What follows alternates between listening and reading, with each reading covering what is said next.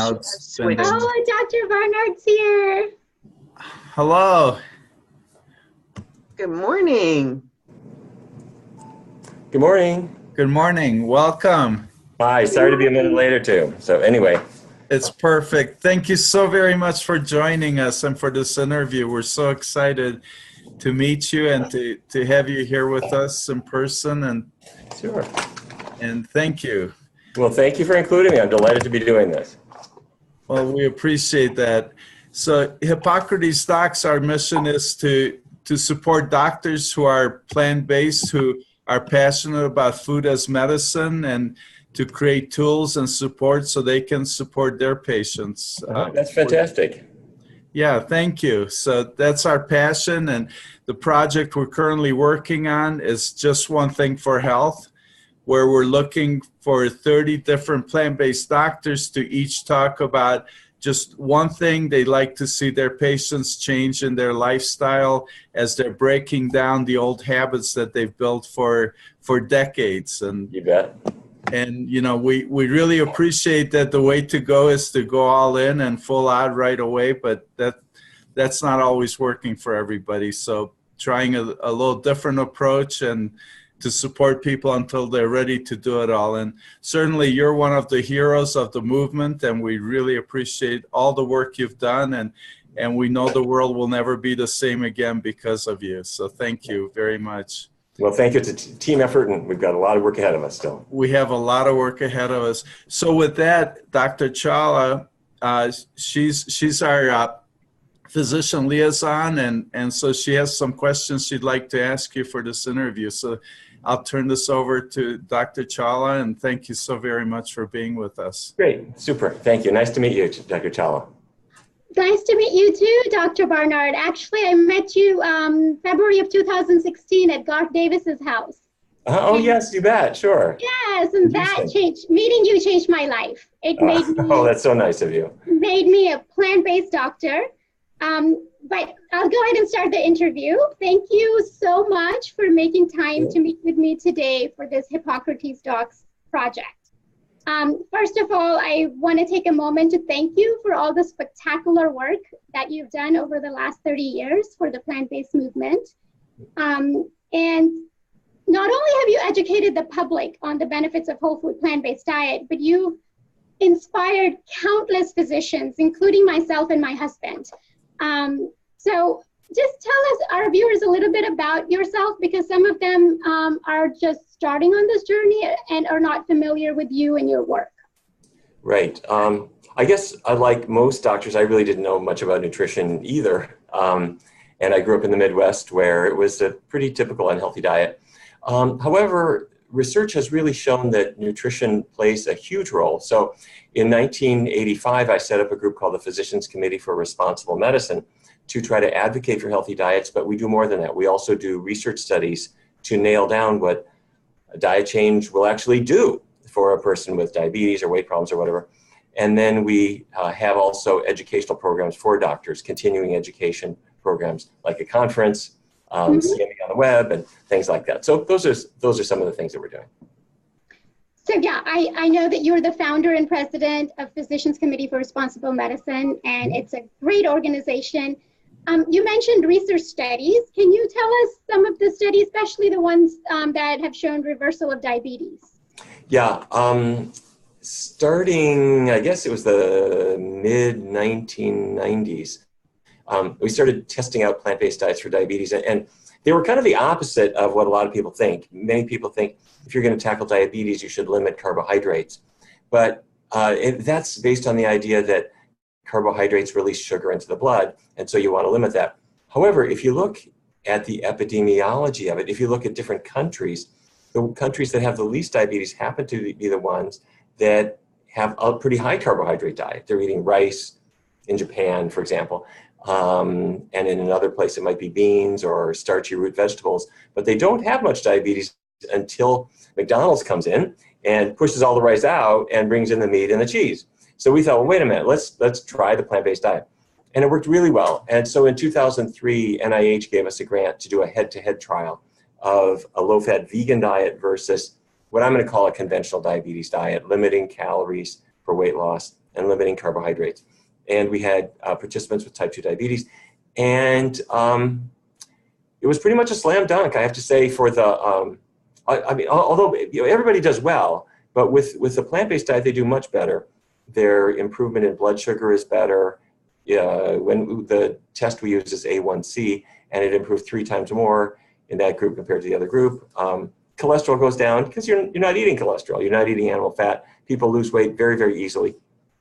And so then, since then, it's really kind of been studies on the application of this approach to things like neuropathy, or see how it goes in the workplace, that kind of thing.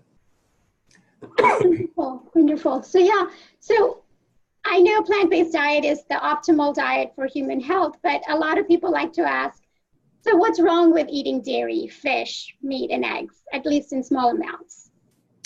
Yes, well, lots of things. First of all, when it comes to dairy, we all kind of grew up with this idea that dairy is good for you and it's got calcium and whatever. By the way, dairy does have calcium. That's true. But the cow doesn't make that calcium. That calcium is an element in the ground. Calcium is in the earth. And so the roots of plants pull the calcium into the plant, and the cow eats the calcium, and some of it ends up in the milk. You absorb about 30% of that. Instead, if you ate green leafy vegetables directly, you would get them from the natural source without worrying about the cow. And the absorption from green vegetables is, for most of them, it's much higher than it is from milk. There are some exceptions, but for the most, it's much higher. So you don't need dairy for calcium, that's the first thing. There are good reasons for not having dairy. The fat that is in milk is mostly saturated fat, which is linked to heart disease and to Alzheimer's. So if you skim the fat off and you have skim milk, what you're left with is a sugary beverage. Lactose is sugar, and that's the principal nutrient in non-fat dairy. And you can turn it into yogurt if you want. All you're doing there is breaking the sugar into smaller sugars. So it's kind of sugary goo that is designed by nature to make a calf grow, but not designed for an adult hominid like us. So we're really herbivores by nature, for the most part, and that's a healthy diet. And we try to eat like carnivores, but we're really not. Yeah, yeah. I know you've written numerous books, and your newest one is The Cheese Trap. What made you specifically write a book on cheese and taking cheese out of our diet? It was the wildest thing. We were doing these research studies, and people would get so much better, and they would say, this vegan diet is great, I'm losing weight so easily, and my numbers have never looked so good, except I really crave, and you know exactly what they're going to say before they even finish the sentence. They don't say I crave a ham sandwich. They crave cheese. And I kept hearing about this over and over again. I think, why is that? Cheese smells like old socks. Why do people crave it so much? So I started digging into it, and we found several things. First of all, cheese, it really is unhealthy. I mean, it's so high in bad fat and cholesterol, and it's got more sodium than potato chips, ounce per ounce. Terrible. But it has other health effects. It has hormones in it that are just traces, but they might be enough to affect human biology. And the third thing is that cheese has an addictive potential, which everybody kind of knows informally, but we found that it's biochemically understandable because there actually are mild opiates. They're in milk, but they're concentrated in the cheese, and they attach to the very same brain receptors the heroin attaches to. So I just thought that was all fascinating. So I decided for all of those cheese addicts out there, I wanted to give them a guide to weaning themselves away from cheese. And I gave them a few recipes that I'm going to call sort of cheese methadone to help them break their addiction. Right. Well, thank you so much for writing that book. And thank you for opening the Barnard Medical Center.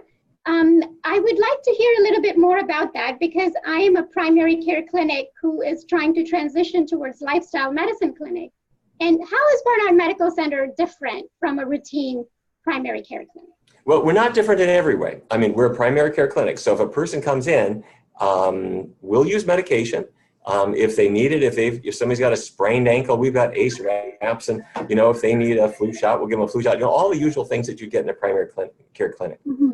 But there's one thing we add, and that is we we recognize that if a person comes in with a high cholesterol level, they do not have a Lipitor deficiency. What they got is a little too much butter in their diet. That's what got them there. And if a person has diabetes, they don't have a metformin deficiency. So at most clinics, hi, you got diabetes, here's your metformin, here's your Lipitor. You got high blood pressure, here's some lisinopril. Wait a minute.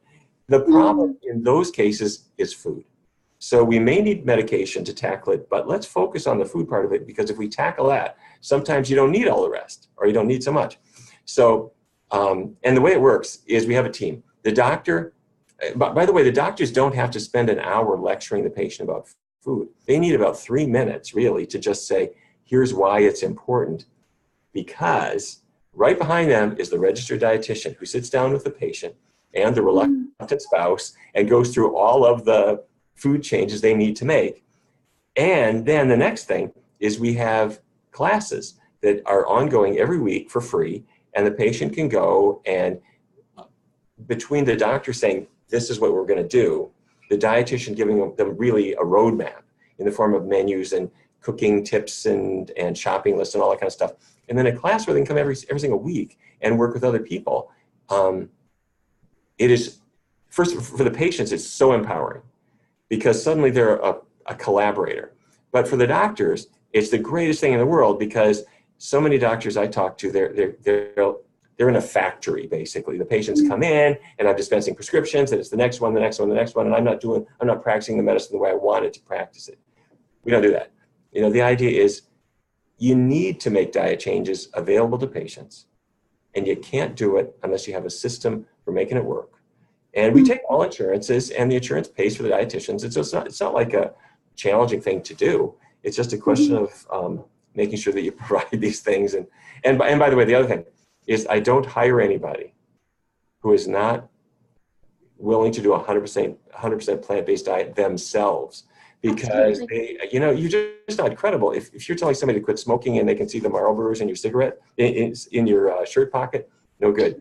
And if a person isn't following a healthy diet themselves, then they don't know how to answer patients' questions about, is there a fast food chain I can go to, or is there a substitute for mayonnaise? Or, if they haven't done it, they're not going to know the answers to these questions. So I hire people who are non-smoking, health conscious, vegan folks, and by the way, there's no shortage of them.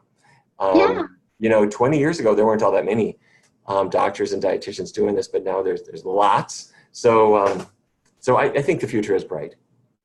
Yeah, and thank you for opening that center. Ashley Waddell actually set up an appointment for my husband and I to tour the center on Thursday afternoon before we come in for the PCRM conference on Friday. Excellent, great, yeah.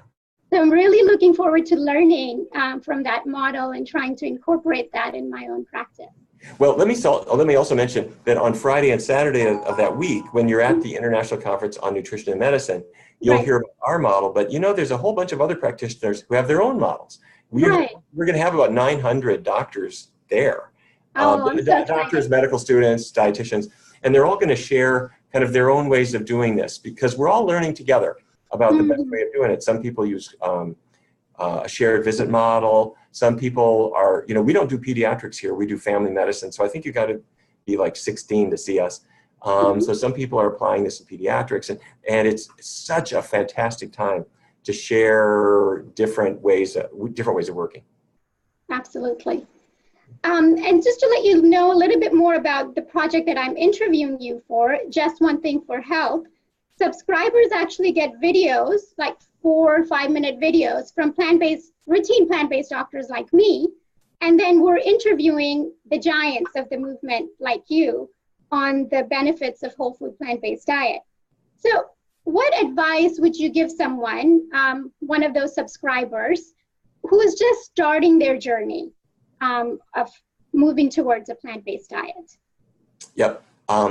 We see this a lot because we've had literally thousands of people in our research studies and in our classes and in the medical center come through, and they all kind of have the same worry that, okay, I need to make a big change in my diet, but how do I start? I don't know where to start. But here's what we do.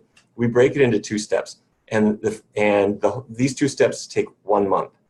The first week of that month, don't take anything out of your diet. You're not giving up anything. Okay. What you're doing in that first week is trying out the possibilities, checking out the possibilities. So, what could be a vegan breakfast? I guess oatmeal, but I haven't made it since I was a kid. So buy it. So for the first week, you're going to get some oatmeal and you'll try it, put some blueberries and slivered almonds on top, see if you like it. And you've got to come up with breakfasts and lunches and dinners that you're just going to try. So let's see, instead of meat chili, I'll try the bean chili. Instead of meat sauce on my spaghetti at my favorite restaurant, I'll try their arrabbiata sauce with some sauteed spinach, and I'll try the salad and the minestrone. I'll just see if it's any good. So 7 days to do step 1, check out the possibilities of what you could eat that's vegan. Now I got a step 2, and that's for the next 3 weeks, jump in the deep end.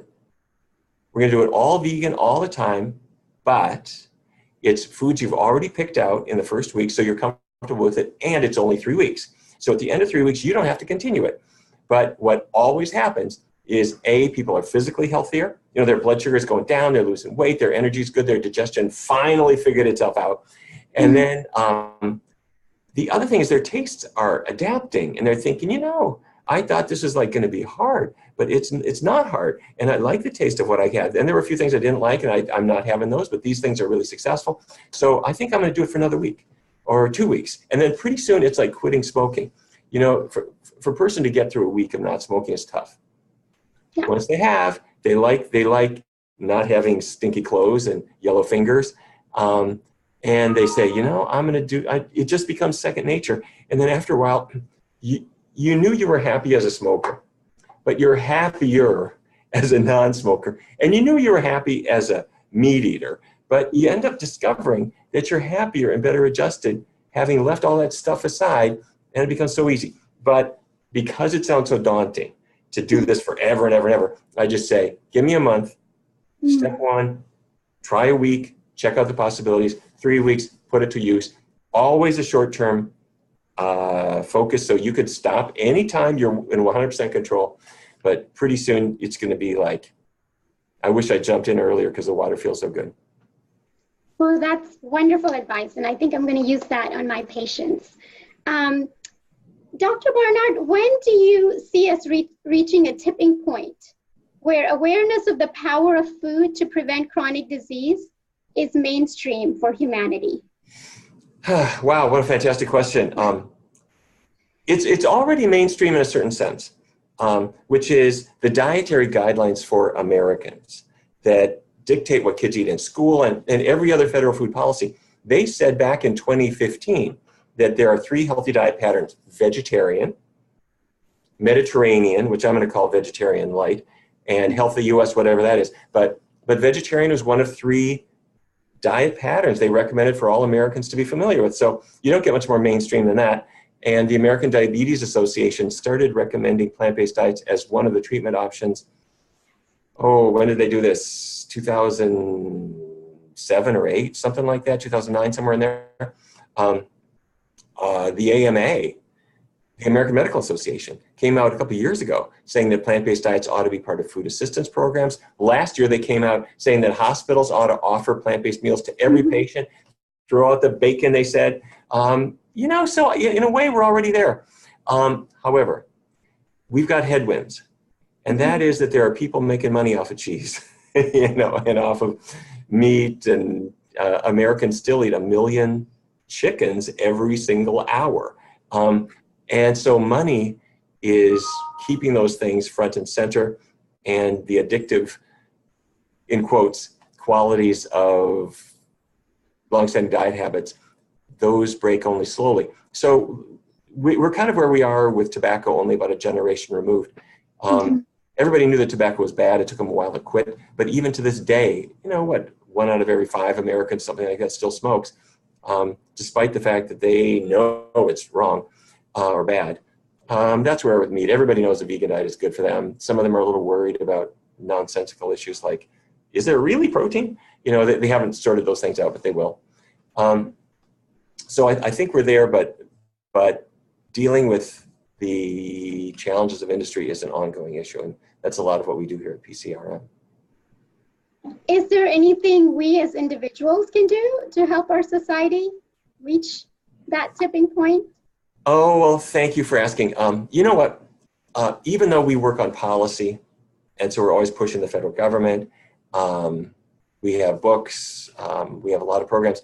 I honestly think that the biggest driver of all these things is just kind of what I'm going to call noise that people make individually, spreading the word to other people that we know. And with social media now, we can do that in such a great way. And this is what you're doing. You know, the more that we reach out to other people in our own lives, in our own networks, through all the social media platforms that we can share new ideas, new products, new recipes, new ideas that they were not really aware of before. And I think that's what really changes it. The key is not to be silent, not to be quiet. When you got something that can save somebody's life, we really have to get the word out there about it. Yeah, and I find myself saying this to my patient these days, that after I've looked at this research and after I've seen this, if I don't tell you about that, it's negligence on my part. So I am going to tell you about this, and then, you know, you decide where you want to go and how you want to get there. So yeah. Oh, absolutely. That's fantastic you do that. And there's no reason to feel shy about it, because, I mean, let's face it, if you're handing out a prescription to an arthritis patient for methotrexate or something like that, you know, you've got a list of side effects as long as your arm. And yet we expect patients to adhere to that. So if we're suggesting that a person eat broccoli, you know, I mean, this is not like a terrible thing. Right. It's just that we all have kind of these kind of like childish resistances that came from back from when we were a toddler in the high chair biting the spoon that our mother wanted to stick in our mouth. So your patients have a little bit of that in them, but frankly, they're so glad that you're actually addressing nutrition with them, and they realize doctors haven't taken the time to do that before, so they're very grateful to you. Thank you. Dr. Barnard, it has been such an honor to talk to you today. I really appreciate the time that you've taken out to speak to me and Hippocrates Docs and our viewers. And congratulations on the wonderful work that you're doing both at PCRM and Barnard Medical Center. Thank you so much for getting this information out there to help people improve their health. Well, let me thank you and congratulate you as well. Everything we're doing is a team effort. We're all working in our own ways. So I'm delighted with your success and wish you much more in the future. And I'm looking forward to continuing to work with you. Well, thank you both. And my apologies for not introducing Velan Hawkins before. I missed her. She's our project manager, and she's the one who's putting all the pieces together so we can launch this project. And, you know, our goal is to help thousands of people change their lifestyle and